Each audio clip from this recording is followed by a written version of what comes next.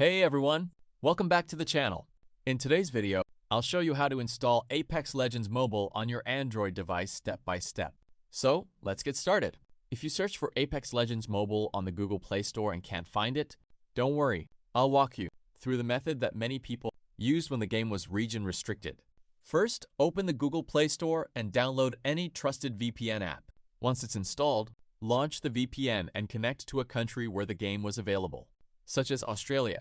Next, open your phone's settings, go to Apps, find the Google Play Store, and tap Clear Cache. After that, reopen the Play Store, tap your profile icon in the top right corner, and select Add another account. Create a new Google account by entering the required details, including your name, date of birth, and password. Complete the sign-up process. Once your new account has been created, switch to it in the Play Store and accept any prompts if they appear. Now, search for Apex Legends Mobile again. If the game is available for your account and region, you should see the install button and be able to download it.